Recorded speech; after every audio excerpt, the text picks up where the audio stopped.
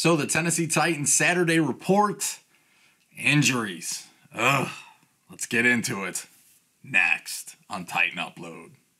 So the Titans last week, everybody was super pumped to get Clowney. We seemed pretty healthy. There was an outside chance we could get Beasley back and Clowney into the lineup and put a lot of pressure on the Broncos. And then earlier in the week, Von Miller went down for the Broncos with an ankle injury. Then we seen Sutton, their star wide receiver, landed on his shoulder. That supposedly was a big deal. He left practice. He hasn't returned to practice, although he is questionable, and I think he will play. Their other rookie receiver, KJ Hamler, I think he's not going to play. I mean, if you listen to Denver's coach, Fangio, it looks, if you read between the lines there, that basically a hamstring injury, it's just going to keep him out. I mean, this is a speed guy, and I mean, they drafted him, with their second pick of the draft. Even though they took a wide receiver in the first round, they came right back and took another wide receiver to give Drew Lock as many weapons as possible. But I don't think he plays. So the Titans will see Sutton, I believe, but I don't think they'll see Hamler. And then obviously Von Miller won't be playing.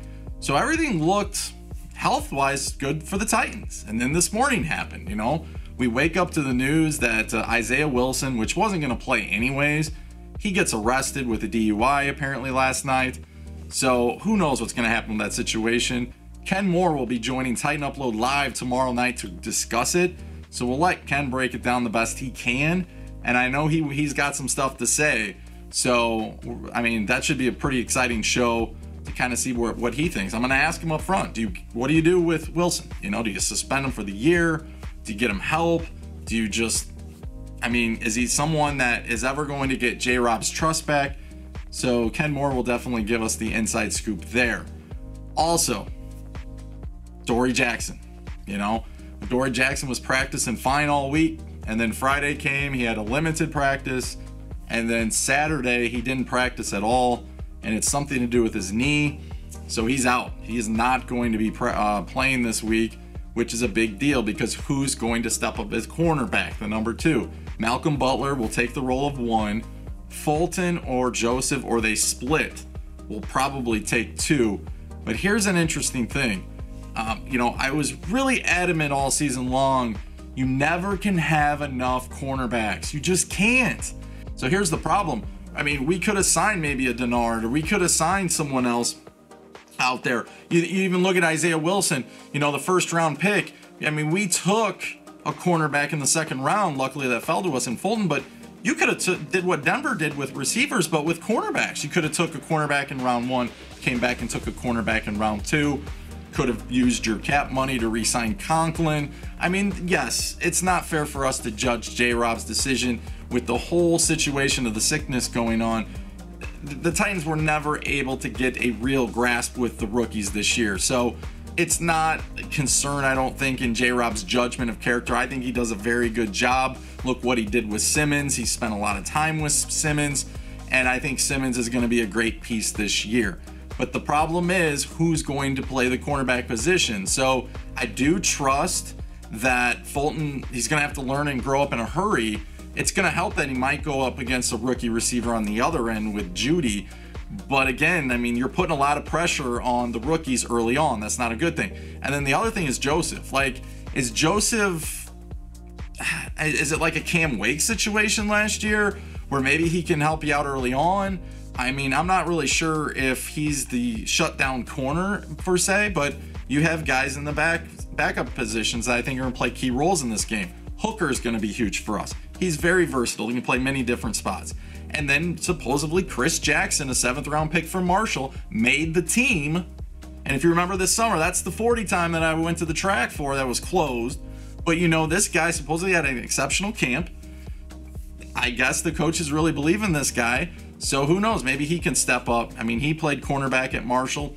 So I think that maybe he's an option too. So the Titans are really going to be thin at the cornerback position. You don't want to lose anyone in this game. Then you're really, really thin. But I think from the time being and what we have, we're okay there. Then the other big injury, Evans is out. So Darrington Evans is not going to be playing this game. So we're going with Sonoris Perry. Okay, So I was actually kind of interested. He's from Louisville. I think he's like 29 years old. He's played with 3 NFL teams. I'm thinking, okay, this is a pretty good guy. And then I looked up his stats, and I'm like, okay, 11 carries in how many years that he's played in the NFL, 33 yards, 3 receptions for 3 yards, 0 touchdowns. I mean, I don't think we can count a lot on Perry. Honestly, I'm surprised he's still in the league. Good for him. He did show some quickness, some burst. I think he runs like a 4.4340. I don't know if he still does that at age 29. But I think in this situation, I'm sorry to say this early on, but Derrick Henry, man, I think it's all on you. I think Derrick Henry's going to play majority of the snaps. I think he's going to be out there a long time in this game. Again, there are backup running backs out there. And for whatever reason, we've chosen to bring in guys like McNichols, who's had 4 carries for 8 yards, or Perry, who's had, I don't know, 11 carries for 33 yards in his career. So again, Titans backup running back position, major concern heading into this game, but I think ultimately Derrick Henry is just going to receive more of the load.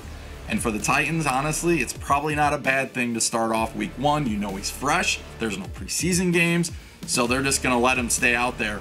And as long as he's healthy and he can finish, we'll be fine. And then the other end of this is Corey Davis. Corey Davis should play. There's no reason why Corey Davis would not play in this game. He is listed as questionable.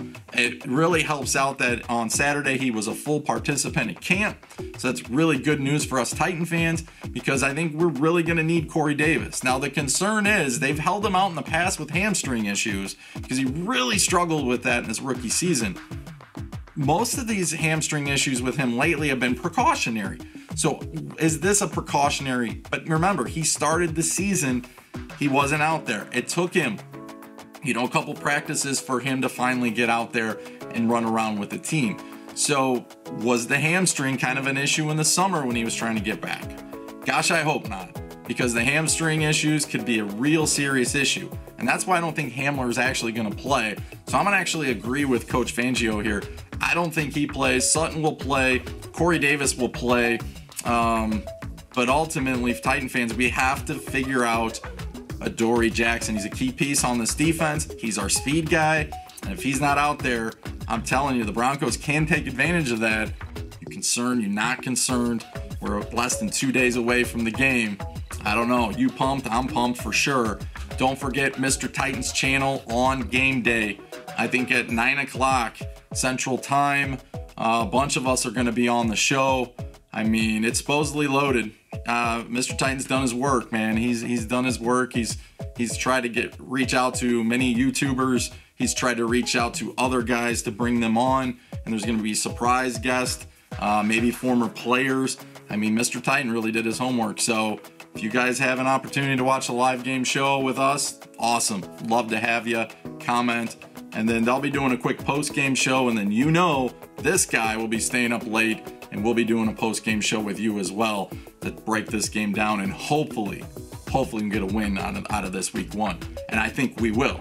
So bottom line, injury issues, you concerned, not concerned. And don't forget to subscribe, tighten up that like button. And if you just woke up from under a rock, we're giving away a Clowney jersey. So definitely go back and look how to win that, whether it be on YouTube, Twitter, Facebook, Instagram. It's all covered today. It's going crazy. Over 200 retweets on Twitter, tons of comments on YouTube. But like I said, I only have one, and I love all you guys. So we'll see what happens. But Jaguars kick it off around noontime. That's got our interest here for AFC South, so go Jaguars. And then other than that, that's all we got for tonight. So we'll see you soon tomorrow night at 9 o'clock here on Titan Upload Live. So tighten up that like button before you head out of here and tighten up.